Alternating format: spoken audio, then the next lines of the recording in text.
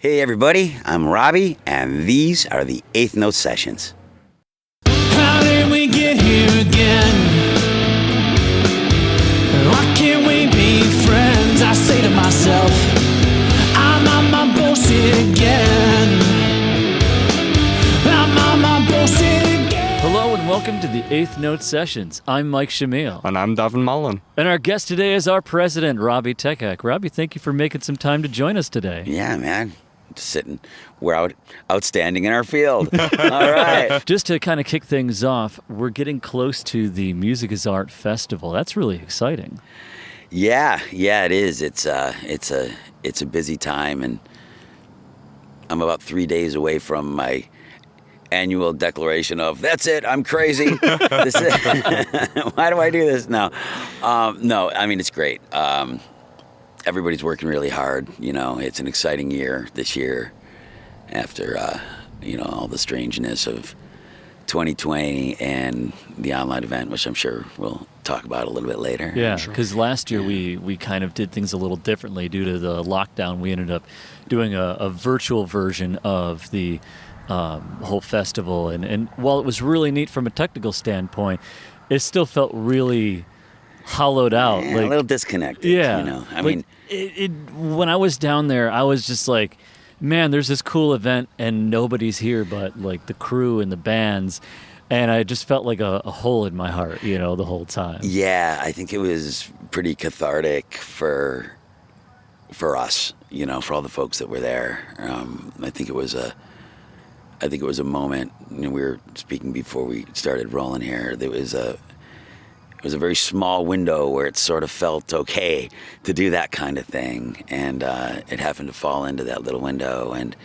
I always refer to this as, the world's biggest backyard carnival, and we moved into the tech world with under that umbrella. And it became, it was a challenge and it was exciting, but I think we learned an awful lot from the experience.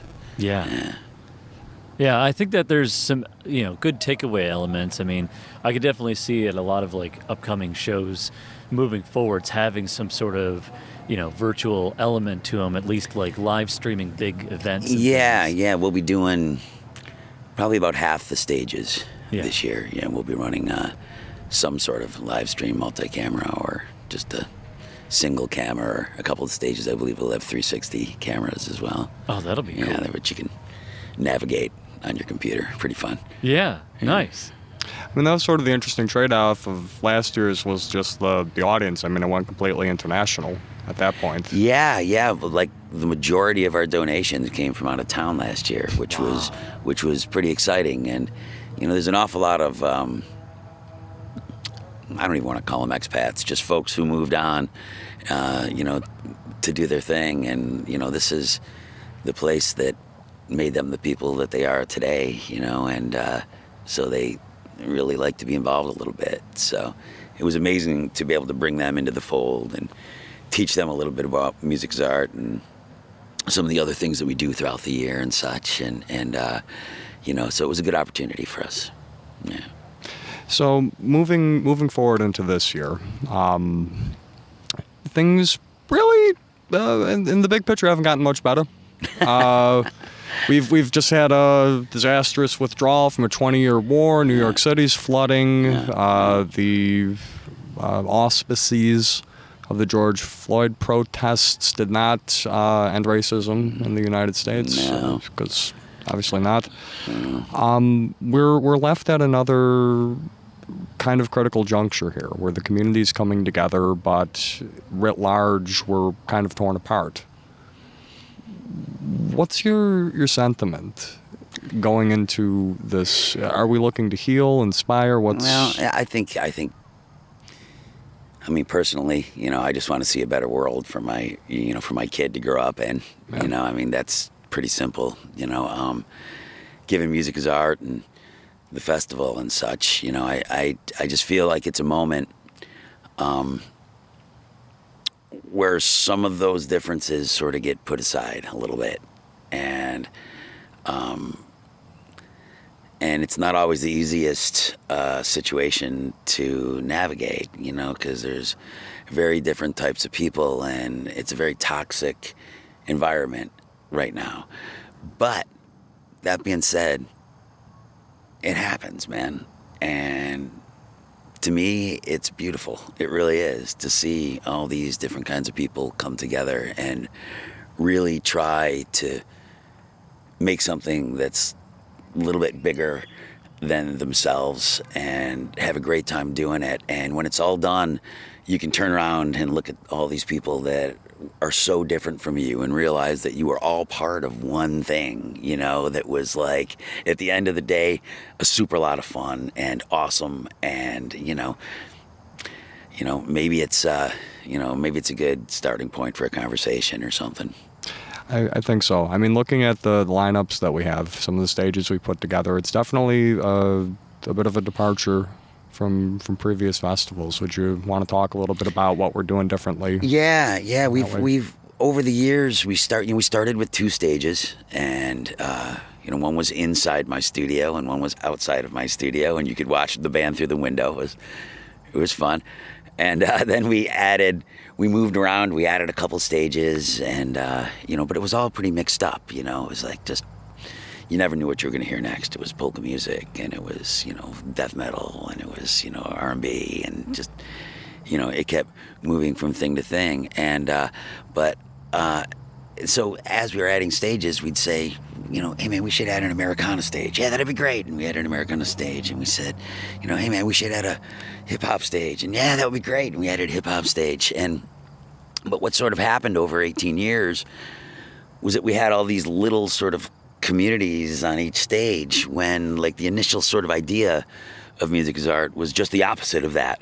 It was to like have this stew, and it still is like all these little side dishes everywhere. Yeah, exactly, and and it still is that. There's just so many different kinds of people, in so many different facets of the arts and so many different facets of life, and enlightened in their own ways, in so many different ways. It's really like exciting. And we could get into a little later. Saying I've talked to some people, who have had literal life-changing moments at this event, just because there, 4 amazing things happened in 5 minutes to them, and they're like, okay, I'm in, but we started to notice, like I said, that things were kind of getting, partitioned and segregated from each other, and we didn't like that idea. So we decided last year, as we were doing the online event, that we were going to really make a concerted effort to like mix the stages up. And from a curatorial standpoint, I got to tell you, it was quite a dance, man, because it's a dance anyway, like getting from band to band and making it feel like it's like it's something you'd want to sit there like a cohesive and thing. Flow through. Yeah, because it's a long event, and you flow. really don't want it to get like to a point where you're like, okay, I'm getting tired. Exactly. So there was a lot of I have a huge screen at my house, and I can open up the whole thing and kind of look at it, and I'm like,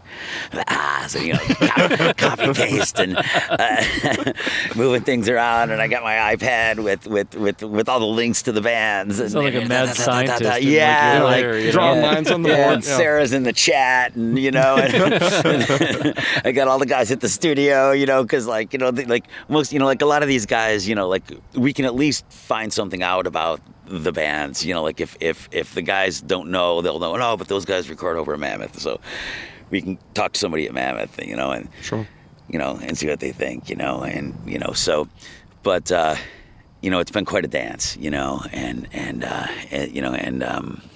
but it's been exciting. So I think that's the biggest change this year, is just, the swing towards, a more sort of like jambalaya sure style, something a lot more flavor to of it. Programming, yeah. And speaking of that flavor, we're with the festival, it seems we're taking some creative risks, which is actually really encouraging insofar that we're not strictly speaking, keeping it as family friendly in some parts. Yeah, as well, in we're previous years.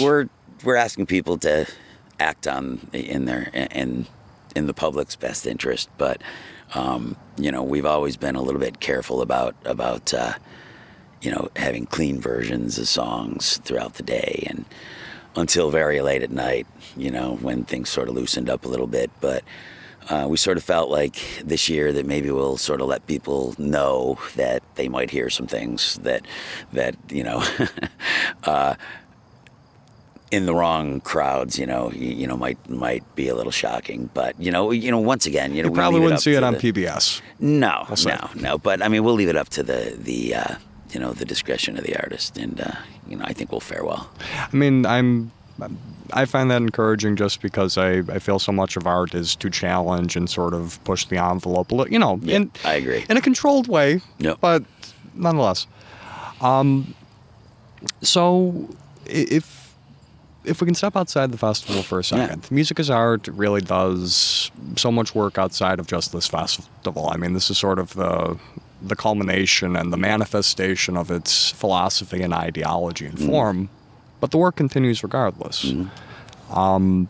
I've had, along with Shamil, the great pleasure of sitting on a couple different subcommittees dealing with issues of equity and for our Alliance members. How do you feel about the work that we're doing in our off time, in terms of creating these bridges, educating folks in different aspects of the industry, and sort of solidifying that community? Well, I think the Alliance has really moved us forward in huge leaps in that way. I think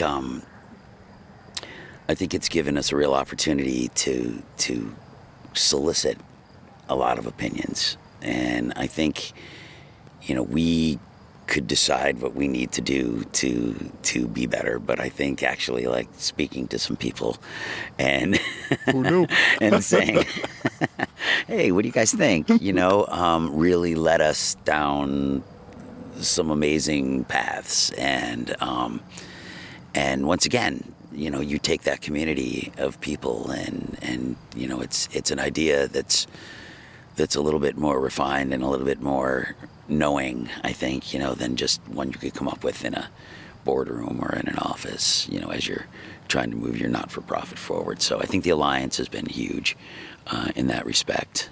Yeah. Well, there's something to be said about actually getting out of that boardroom setting and actually getting down in the ground and talking to people face to face. I mean, I like that. A lot of the Alliance meetings, give us that opportunity to kind of, all right, let's get out of our normal spaces for sure.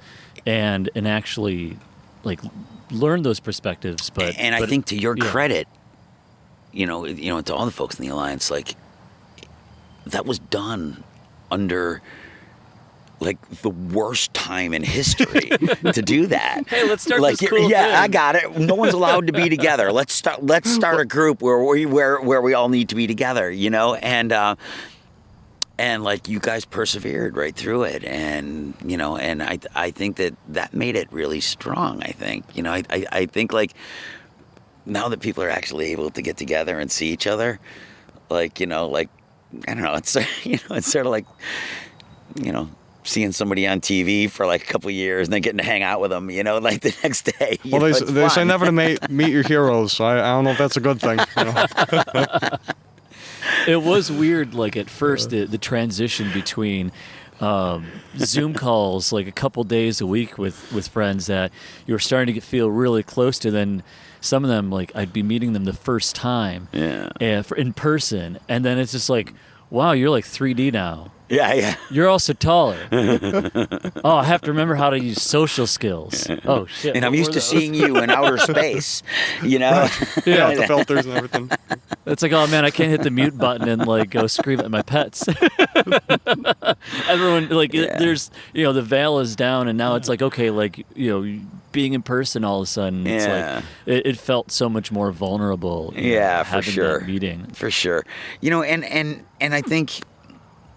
I think in that time, through the pandemic, as the George Floyd protests were happening and such, and people really stopped and said, okay, like we really need to be serious about this now, and really need to take a look at it, during that COVID time that we talked about, when people couldn't get together really, I guess they could, there were plenty of groups of people, who are out, expressing their opinions and voices, during that time, and God bless those people for being, as passionate as they were during that time, because I know that was a crazy time. But I think it really gave our organization a chance to sort of look at things and be able to make a couple of like just small tweaks to what we do, that really allowed us to sort of move into like a big, sort of allowed us to move into a bigger community of people, and so I see that happening right now, and it's really exciting. So, we've got an incredible variety of stuff on every stage this year. It's really exciting. Yeah, over 200 artists, 21 stages? 21 stages. 21 stages. Yeah. Only 21 stages, man. 21 stages. And you could, somebody said, do they do this anywhere else? And I said, I don't think they would. They know better. Yeah, I don't think they would. And because it only exists this way because it's had, decades to grow into what it is.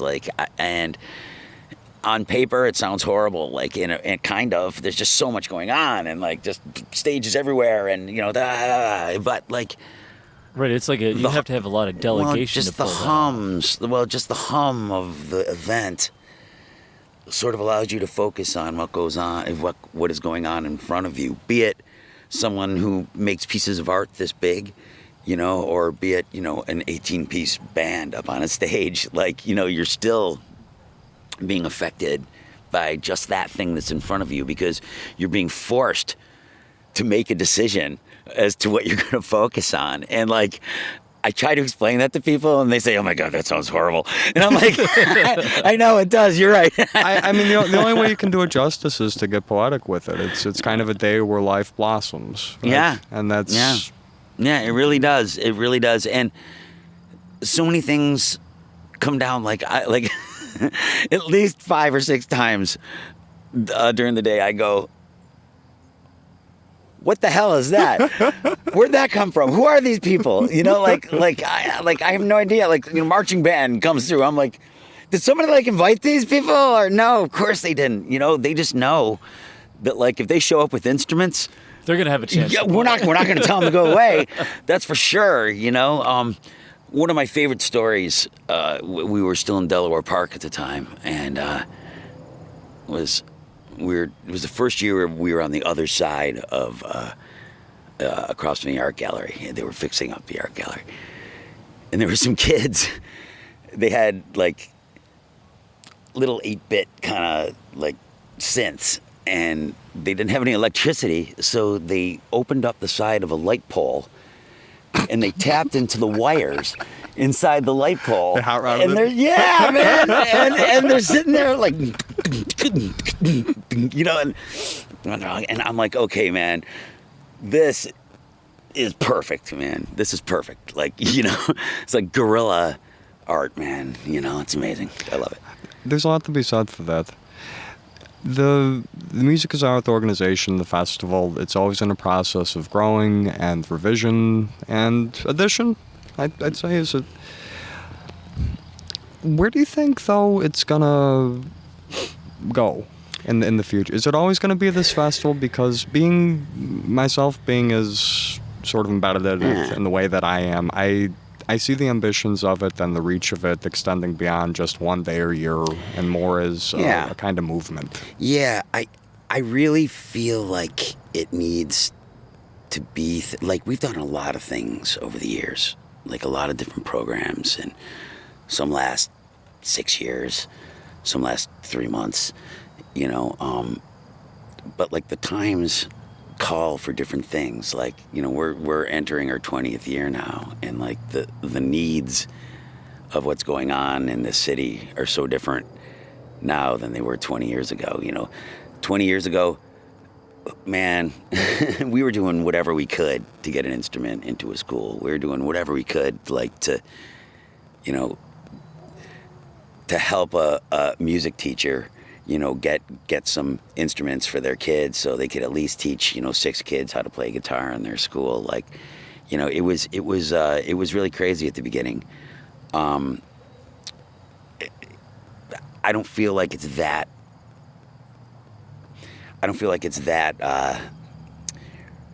I mean, we still do tons of that. Oh yeah. But I feel like It's there's no longer the main more focus. than that now. Like, you know, like the city needs more than that now. You know, like in the past we did a lot of work with we would work with bands, and we would work with like autistic services, and we would work with the mental health association and stuff like that. Like, those were things that, like, at that moment, like, kids in rock bands could talk to teenagers. It was just like, man, all you need to do is throw a guitar in a kid's hand, you know, 15 years ago, throw them up on a stage, and like every eye was just like on them, man. And, you know, when we found kids. Sounds like Art for Heart. I remember a couple of those events. you Yeah, guys did in the past. exactly. Those are some of them. Yeah. Yeah. And like we would find these kids, and like they were like unbelievably moved by the stuff that they were talking about. So it was like really easy for them to go out and do those types of things. Like, you know, we move on and we just find the next thing that feels like the right thing for that moment. So it's really hard to say like where we're going to go, you know. Sure. You know, the instrument donation program is something that, you know, that's lasted since the very beginning of this. You know, it's something it's really easy for people to understand. You know, do you have a clarinet? Yes. Are you using it? No. We'll find somebody who's going to use it. We just bring it to you. Got it. It's super easy. You know, like when you try to explain the rest of this, it's a little bit more difficult. Like the Alliance, it's a community of people that support each other in the arts. To us, I've just explained the entire thing. To someone, you know, who doesn't understand what we do, Yeah, they're probably it's picturing really us doing difficult a drum circle or for them something. to understand. So what do you mean? Hey. Like, do you mean like your mom? Like support each Yeah, other? you know, it sounds like yeah. it sounds like like some sort of support group, you know, It like is, like in a yeah, way. sort of, right? Not, you know, but Not from an addiction standpoint, No. but more from like you know, Yeah. like help, you know, drag each other out of the shit. Exactly. You know, so, you know, I would just like to see it grow into whatever it needs to be, you know, and something that, you know, I struggle daily to make sure that I don't get stuck being the person I was yesterday. I don't know if that makes any sense. No, I get it. You know, you really want to learn what's out there and learn the ways that you had embedded into you, you know, and try to figure out your way forward, you know, in the right manner. And I think having this organization and having all the people within it, and man, there are some strong personalities in this organization, man. Like people who will tell me what they think, man. And that's what I need. Like, you know, that, like, those are the people we need in this organization, you know, like if somebody's mad about something, I hear about it, you know, I do every time, you know, and, you know, but I'm glad I hear about it because to me, I need to know that stuff, you know, and even if it's something that is tough for me to understand, I know that somebody's feeling that way. And so I need to understand it because it's somebody, you know, somebody who I really respect and really care about, you know, is passionate about something. So I need to understand that a little bit more, you know. I don't know if I can promise I can fully understand things, but I will definitely try to understand it more. Do you ever feel that when you look at your past self when you first started music as art and you got together some friends and said, all right, let's do this thing, I have this idea, do you look back at your previous self and go like, do you feel that what was I getting into, or are you glad that you decided to make that jump? Well, the era that I grew up in, there was not a lot of accountability about anything. There really wasn't. I mean, when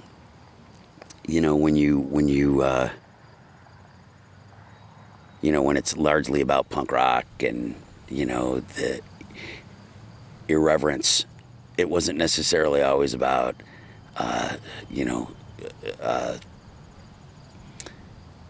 it's like a lot of it was like about shock, and I don't think a lot of the things that were said by people were necessarily meant by those people. I think they were just saying things to be shocking and I think that that's something that music has to grow out of, and I think it's taken a really long time, man, and that is the world that I came up in. I came up, like listening to dumb punk rock bands, and they didn't think a lot about stuff. Most of them didn't. And so, but you get a little bit older, and you start to see the world, and you start to realize the way things work, and and so I look back upon those days, and I'm like, oh, look at that kid who's learning how to. I'm glad be a person. I'm glad you brought this up, Robby. Yeah. Just to clarify, you're talking about the issues of accountability within music culture and the sort of, well, the shifting nature of artistic values and personal values over time. I think that there is always going to be a reaction even to any reaction. Mm-hmm. And that kind of shock rock and punk rock was a reaction to the sort of repression and oppression of its time. And like you say, we have to move past it. Yeah. We were talking about this in the pre-interview conversation. It's very tricky ground. Yeah, it is. Without being prescriptive insofar as suggesting an answer, because I couldn't provide an answer to that question myself. In what ways is music as art attempting to more directly grapple with these things? I guess we're leaving that microphone open and hoping that we're leading people and we're bringing people into this situation who have learned enough to respect that and will use that open and very loud microphone, responsibly, I guess. And you will always take a chance, when you put up a live microphone, of that not happening. But I think that to turn that microphone down, you got to be pretty sure that you're doing the right thing to shut that microphone off. And so that becomes, a decision-making process at that point. And so. It's a tough one, man. It's a tough one. I don't know what porno is, but I know it when I see it. Remember that whole thing, right? Like, I don't know. What's wrong? I don't know. It's like, what's right? Well, I don't know. It's like, it depends who you're asking, I guess. But like I said, I think my hope is that the majority of folks are understanding the way the world is spinning these days, and especially the people of this community that gather. And will there be issues? There's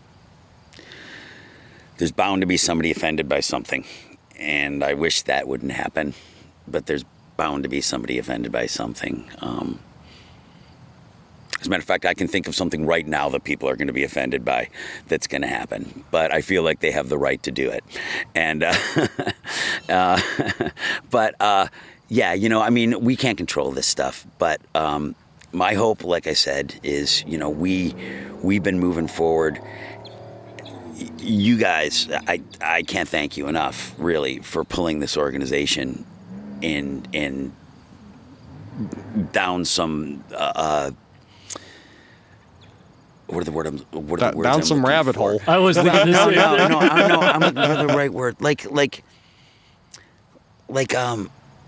You really have a way of contextualizing the arts and social issues kind of at the same time. And I think that that's, once again, something that is invaluable to this organization. You know, like, if I just sit here and tell you how I think it's going to be, you know, you'd have Robby from 20 years ago sitting here telling you how I think it's going to be. I have to listen to people, man.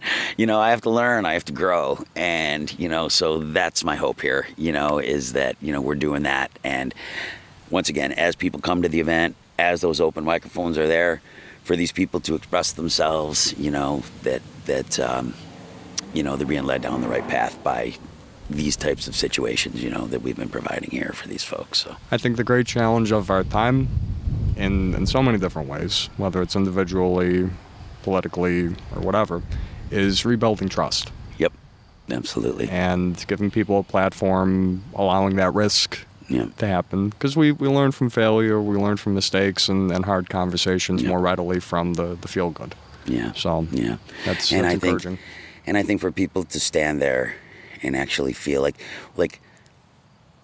I'm I'm so excited to have like hip hop and Americana and jazz and polka and metal all happening on the same stages this year, because like I'm just imagining what the crowds are going to look like and feel like, and it's just so exciting to me. You know, it really is. You know, like, it's time for this. You know, it's time for this. And you know, we're 90% outside. We're asking people to mask up inside. So, you know, depending on people's comfort levels, you know, there's a lot of spaces that you can be in and you know, experience something that's been lacking for a really long time here. So, yeah. Beautiful. Well, we're just about out of time. Oh, Devin, any last thoughts? Anything you wanted to pick Robby's brain on before we go? I actually thought that was a beautiful way of kind of tying that bow. So, good. yeah. All right. Yeah. All right. Well, one last thing for me.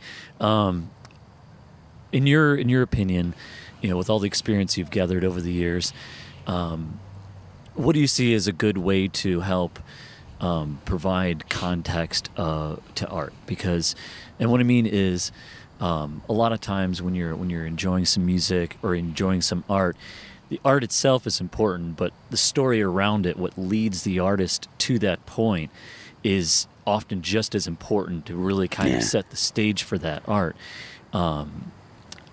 What's one way that you feel that could help make that happen, especially at, you know, the festival and other Music is Art events? The launching pad for ideas. Well, or even just providing that backdrop for the art to kind of provide the perspective that led to it. yeah, I think that mixture of people, you know, that we talk about, you know, that aren't necessarily always going to be standing in the same room together, you know, and so many of the attendees are performers too at Music is Art. So you're always seeing something new. You're always like turning and talking to someone new. Like, I feel like if you don't leave with at least 4 or 5 contacts from people that you're going to do something cool with, you know, then you haven't spoken with anybody, you know, because everybody is there looking for that, man. Everybody's there. That's it's like, always been one know, of my biggest places for networking in this city. I was going to say, it's like creative speed dating, man. You know, no, really, you know, there's so many With different, none of the guilt. and so many different kinds of people, you know, it's like, oh my goodness, a marimba player. I would love to have marimba on this song that I've been working on for the last 8 years, and I haven't been able to figure it out. You know, like, like stuff happens like that. You know, I had a friend who was going to move out of town. I'll wind up with this. I had a friend who was going to move out of town, and he had his booth, and it was set up for Music is Art, and he was selling like the last of his paintings that he had done in Buffalo, and he was gonna move elsewhere. He said he was leaning back in his booth and his paintings were behind him, and a group of five Hare Krishnas came and stopped in front of his tent, turned around, started playing the drums. One of the guys walked in his tent, handed him money, took one of his paintings, and they turned and just walked right away. And he said, he sat there and went, yeah, I'm not going anywhere, man. he's like, I'm not even really sure if that happened, but I'm not going anywhere. See, like, when people tell me things like that, I'm like, okay, that is so cool, because I can remember being 7 years old and my mom bringing me down to Allentown and like seeing Hare Krishnas, and that's why that story resonated with me so much, because like I remember seeing that, man. I remember being a little kid and being like, oh my God, and these guys playing guitar, smoking grass, you know, like laying on the, and I'm just like with my mom, and I'm like, oh yeah, I'm like, there's something there's something out there that I don't know about, man. And like, you know, and like that's what this is all about, you know, like kids walking around this event and just, yeah, man, like actually feeling a kick drum, you know, like hearing someone read a poem this far from their face, you know, like seeing someone play a taiko drum, you know, not on Nickelodeon, you know, like right in front of them, you know, like getting paint on them because Peelander's whipping it all over the place, you know, like I love Peelander yellow. It's just it makes me so excited, like, you know, that's what this is all about. And anyway, I can't wait for it. September 11th. It's gonna be happening. 11 a.m., 12 midnight, always free. Perfect. All right. Awesome. Well, thank you so much, Robby. This has been the Eighth Note Sessions. I'm Mike Shamil. And I'm Devin Mullen. And our I'm guest Robby. today was Robby Takac. See ya.